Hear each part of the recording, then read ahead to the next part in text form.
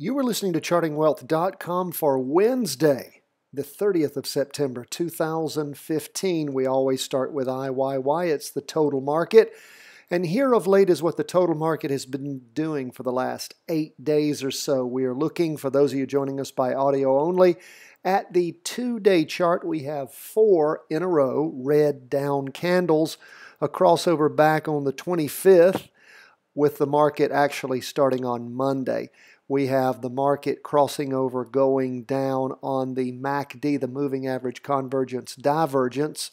So we have a long-term downtrend. If we look at the 4-hour chart to show what's been going on over the past several days, on the half-day chart, you can see that it crossed over on the morning of the 22nd, going down, and has continued to trundle down with a few little gaps in between of some up movement, but down nonetheless.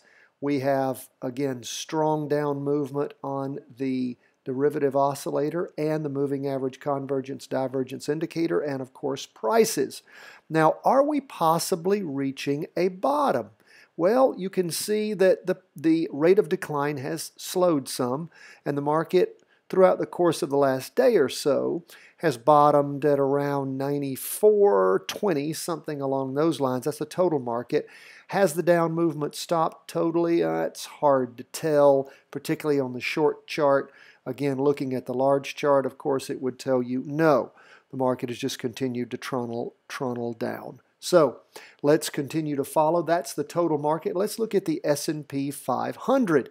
It has the same kind of 4 down candles, 4 down 2-day candles, crossover on the 25th at the beginning of the week, going down on the moving average convergence divergence. If we move back to the 4-hour chart, we again can see what appears to be a slowing down of the down movement, but again, that's just the short chart. The long chart's telling us we're in a confirmed down move, and of course, those of you who listen to our weekly review and forecast know that we've been in a long-term down movement on the weekly chart for many weeks.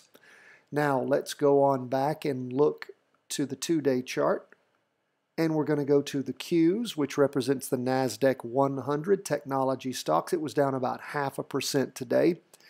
We have, again, 4 down candles, crossover at the beginning of this week, going down on the MACD. The derivative oscillator has just turned over on the latest 2-day candle. If we look at the 4-hour chart, what do we see? Well, again, is the rate of decline slowing? It appears to be, although you don't see it by the derivative oscillator. It's continued to get bigger. And we have the MACD having crossed over back on the 21st, the morning of the 21st, going down.